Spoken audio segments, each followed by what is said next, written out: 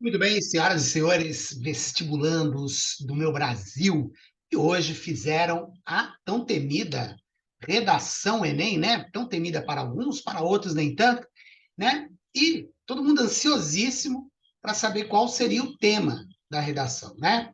Como eu costumo mencionar nas minhas aulas, em outros vídeos aqui do canal também, o tema sempre, sem exceção, ele é nacional, né? De atualidade e algo relativo à questão social. Eis que hoje, na mosca, certo? Como vai ser ano que vem, como vai ser em 2025, certo? O tema da redação tinha tudo a ver com essas três diretrizes. Então, eu fiz, que durante a tarde, assim que eu peguei o tema, eu fiz a redação, né? Mais ou menos aí dentro daquilo que a prova prevê, certo? Então, veja só, o tema era desafios, né, para a valorização de comunidades e povos tradicionais do Brasil. A gente tem que perceber, né, logo de cara, qual é a palavra-chave do tema. Todo o tema Enem tem uma palavra-chave. A palavra-chave, né, nessa redação era desafios. Então, você tem que mencionar dentro do seu texto, dentro da sua argumentação, quais são esses desafios, né, que são necessários superar para que a cultura de povos tradicionais e comunidades do Brasil sejam valorizadas, certo? Muita gente, ao falar a expressão comunidades tradicionais, imediatamente vem à mente da maioria das pessoas o indígena, certo? Só que tem um detalhe: não é só o indígena que faz parte de comunidades tradicionais. O indígena, certamente, é aquele mais notório, né? Porém, você tem outras que eu coloquei no texto, certo? Então, vamos fazer uma análise dos caminhos que poderíamos ter traçado nessa redação. A princípio, né? 4 parágrafos, a introdução, 2 argumentos, certo? E a conclusão com proposta de intervenção, quem, o que, como e para quê. Então, vamos começar. Né? Na introdução, fiz da seguinte maneira: um estrangeiro que conheça Iracema, de José de Alencar, ou Macunaíma, de Mário de Andrade, certamente terá a impressão do protagonismo indígena na sociedade brasileira. Posicionar-se na defesa da valorização de comunidades e povos tradicionais no Brasil soa muito positivo, rendendo aplauso e likes. Entretanto, a prática demonstra que o discurso é bem diferente da realidade, colocando a valorização dessa parcela da população como um importante desafio de ordem cultural e educacional. O que eu fiz aqui, então, né, pensando numa redação nos moldes do Enem? Tudo isso aqui que está aqui, pessoal, está dentro daquilo que as cinco competências da prova pede, certo? Então, vamos a ela. Aqui, no caso da introdução, o que eu já estou colocando para o corretor da prova? Estou colocando o seguinte: a tese logo na introdução. E a tese está aqui, ó, que a valorização dessa parcela da população, né, para não repetir povos tradicionais, é um importante desafio. E de que tipo de desafio? Ele tem duas divisões dentro desse desafio. O primeiro ele é um desafio cultural, está na cultura das pessoas a não valorização desses povos tradicionais, e outra é de ordem educacional, certo? Ou seja, o problema também está nas escolas, que não formam uma consciência nos jovens a respeito desses povos. E aí o que acontece? Perceba, como eu disse a vocês, dentro das competências do Enem, eu levantei a bola para o corretor. Eu prometi para ele que eu vou falar que o problema está dividido em setor cultural. O segundo parágrafo, eu só falo da questão cultural. No terceiro parágrafo, eu só falo da questão educacional. Porque, afinal, eu prometi que eu iria tratar desses dois assuntos na introdução. Eu afirmei que os grandes desafios, e essa é a proposta, desafios para a valorização. No meu modo de ver, quais são os desafios? Eles são culturais e educacionais. E é sobre eles que eu vou falar no texto, certo? Então vamos lá. Então vamos falar da questão cultural. Então nós vamos fazer aqui. Fiz a introdução, né, apresentando a tese. Vamos até colocar aqui em negrito, certo? Isso aqui é a tese do texto. Beleza, pessoal? Então, vamos para o primeiro argumento, certo? Um argumento exemplificado, com exemplos da atualidade, né? E aprofundados. Dois argumentos, vamos lá. No âmbito, cadê aqui? A princípio, nota-se uma enorme distorção no conceito de povos tradicionais. Lembra que eu falei que a maioria só associa a indígena? Só que não existe só eles. Veja só. Associa-se diretamente ao indígena devido a essa população ser mais conhecida. Porém, se esquece de comunidades caiçaras e quilombolas, entre outras. Seria esse entre outras? Seria, por exemplo, aquelas populações ribeirinhas lá do Amazonas, do Marajoaras, lá do norte do Pará, né? Aquele pessoal bem sertanejo do interior do Nordeste ali, o pessoal da Zona da Mata, enfim. Existe uma galera aí, certo? Então, falei aqui. Né? Então, primeiro, a definição de que não é apenas o indígena, né? Nós temos outros. Uma das grandes causas da desvalorização cultural, lembrando o argumento aqui sobre a questão cultural, a mentalidade das pessoas a respeito de povos tradicionais, uma das grandes causas da desvalorização é certamente o quê?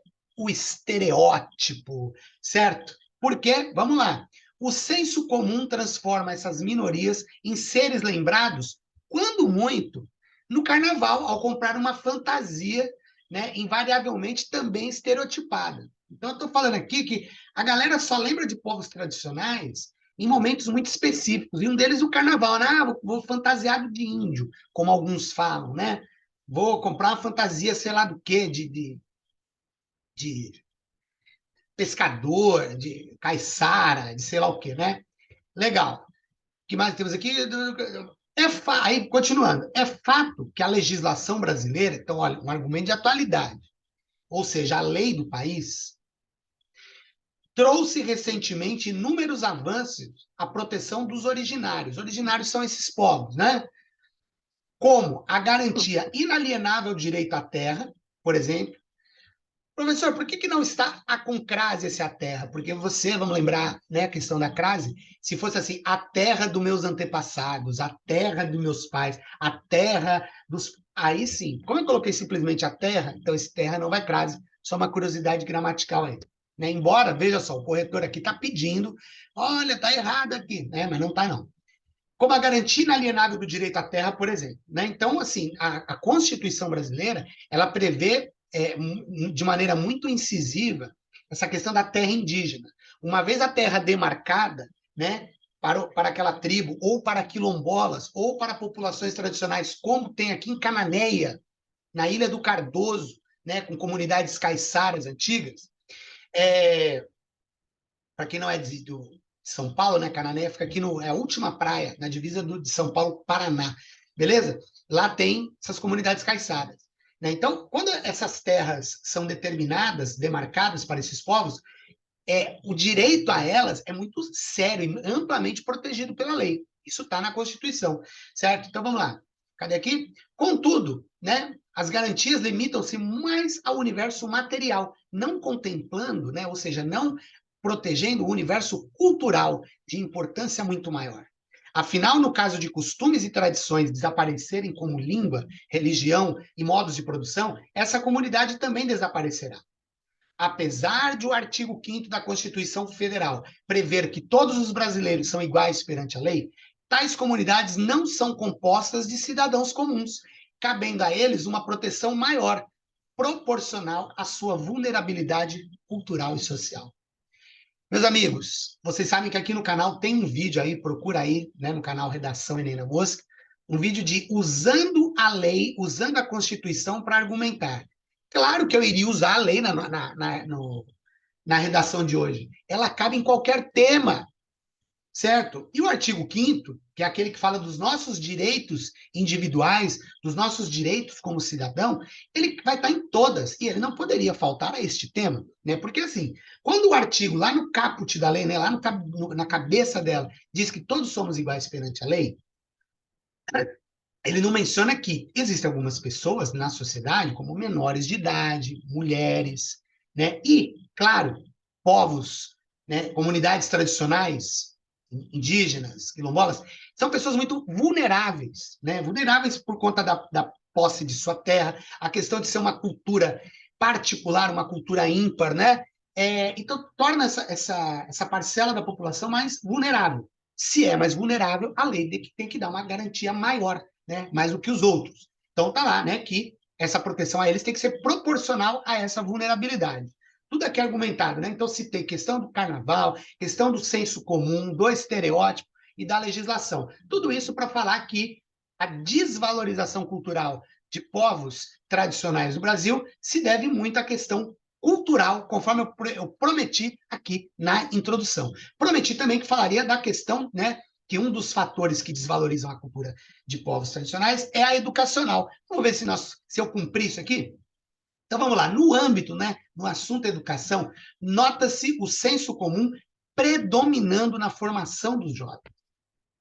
Há de se frisar, né, que houve recentes tentativas de valorização das referidas comunidades, né, como a lei de cotas para ingresso em universidades, a qual contempla povos tradicionais. Então, o que eu estou falando aqui? Né? Que na educação houve uma tentativa de valorização dos povos tradicionais. Uma dessas tentativas foi a lei de cotas, porque está lá, de maneira clara, que, né, são negros, indígenas e quilombolas, né, entre outras populações aí que essa lei prevê. Então, ela foi realmente um avanço, porque ela prevê vaga para esse jovem, né, de modo a ele se aprimorar, a ele crescer socialmente, certo? Então, vamos lá. No entanto, passado 15 anos da implantação dessa lei, é notória a sua insuficiência no sentido de valorizar as culturas tradicionais. Então, o que o texto está afirmando? O que o meu argumento diz? A lei de cota, ela foi positiva, ela foi uma boa tentativa, mas depois que a gente viu o efeito prático dela, né, ao longo de anos, que agora já dá para termos uma análise de qual foi o alcance dessa lei de cotas, a gente percebe que ela ainda, apesar de ser uma boa ideia, ela é insuficiente. Precisa de mais medidas além delas, certo? Aí eu coloco, não é uma semana do índio, né, que é aquela tradicional, eu mesmo tive muito na escola, né, quando eu era criança, um tempinho, né, lá nos anos 80, e tinha a tal da Semana do Índio, aí a tia vinha, punha o cocar na gente, fazia uma dancinha com uma música da Xuxa lá, né, uma coisa assim, totalmente superficial, certo? Diante da importância do jovem conhecer de fato essas culturas. Então, não é uma Semana do Índio que promoverá ao jovem o respeito às culturas tradicionais e a compreensão da importância delas na formação do país.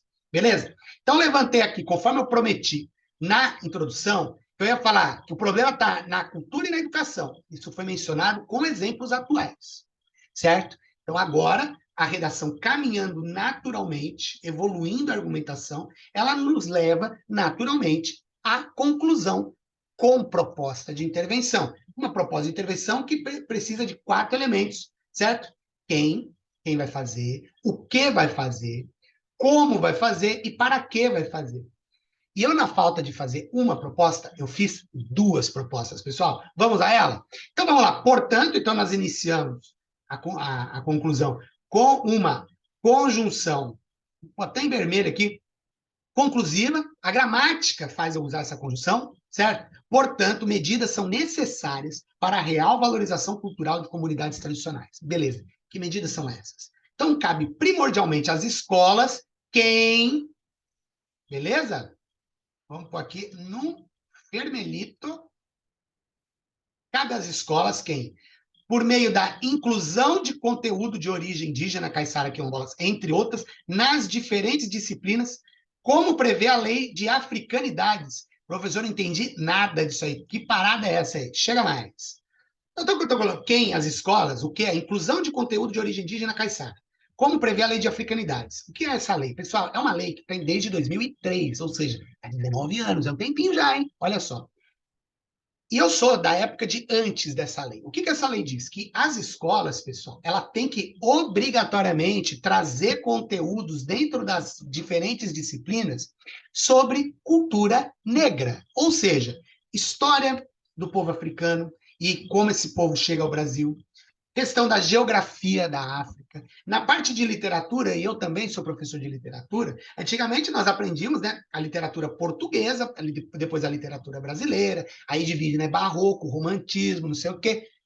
Agora, já faz alguns anos, foi incluído na matéria literatura africana, mostrando que na África, ó, tem escritores, a linha de pensamento é assim, aí já associa com história, ou seja, é dado nas escolas, né, matérias referentes a isso. Para quê? A ideia é estimular, né, com que as pessoas conheçam esse aspecto cultural que faz parte das três grandes culturas formadoras da cultura brasileira: o negro, o branco português e o indígena, certo? Se então fizeram uma lei de africanidades com esse intuito, uma lei muito boa, muito bem-vinda, por que não fazer uma de povos tradicionais, certo? Então, eu ainda dou um exemplo, ó.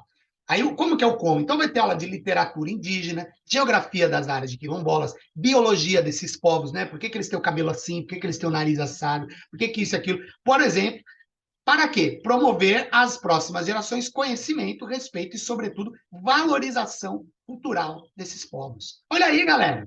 Quem o quê come para quê? Certo? O propósito de intervenção é matar a cobra e mostrar o pau, não é só. Ah, por quê? Porque sim, não. Depois coloquei outra proposta de intervenção. Vou botar em azul aqui. A mídia, ó, mais um quem? Vou pôr aqui em azulzinho. A mídia, com seu atual poder de alcance, deve incentivar e estimular a diversidade, certo? Então, esse aqui é, mais uma vez, o quê? Como? Tanto nos quadros profissionais, como também conteúdos de programas e notícias, certo? Com o fito de valorizar a cultura. Ó, aqui, esse é o. Cadê aqui? Esse aqui é o como, né? Ou seja, colocando apresentadores, atrizes, atores, né? De indígena, o caiçara, histórias que mostram a cultura desses povos, né? Do ribeirinho lá da Amazônia e por aí vai, né? Para quê? Com o fito, né? Com o intuito de valorizar a cultura tradicional brasileira. Então, mais uma vez, ó, quem, o que, come, para quê. Conclusão feita. E aí, eu termino com a mesma citação. Eu, lá no começo, vamos lembrar, tinha falado sobre Iracema, do José de Alencar, e Macunaíma, de Mário de Andrade. Personagens da nossa literatura brasileira. Literatura brasileira sempre a melhor citação em uma redação, certo? E aí você coloca aqui que, desse jeito, né, o conhecimento e a importância a essas culturas, ela extrapolaria, ou seja, sairia das páginas de José de Alencar e Mário de Andrade e viria para a realidade concreta, pessoal. Certo? O que eu estou querendo mostrar para vocês aqui? Isso aqui, pessoal, é só um possível caminho que a gente pode trilhar aí ao trabalhar esse tema que foi dado hoje, né? Hoje, até esqueci a data, que dia é hoje? Hoje, 13 de novembro de 2022. Certo, pessoal? Então, isso aqui é mais ou menos o caminho que a gente pode trilhar. Dentro, obviamente, eu não fiz dessa maneira porque eu considero bonito, porque eu considero correto, isso aqui. Eu fiz dentro do que as 5 competências do Enem pedem. 5 competências que temos vídeo aí explicando uma por uma, né? Quem é meu aluno sabe que eu falo sempre detalhadamente de uma por uma. Então é isso, pessoal, né?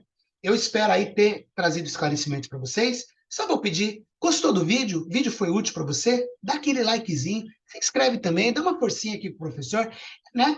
Então, vamos encerrar por aqui. Não esqueça, esse aqui é o canal Redação Enem na Mosca, para você cravar na mosca a sua vaga na universidade. E com certeza, se sua redação foi bem feita, ela está lá te esperando, linda e maravilhosa. Certo, meus queridos? Um grande abraço a todos vocês e tamo junto. Uau!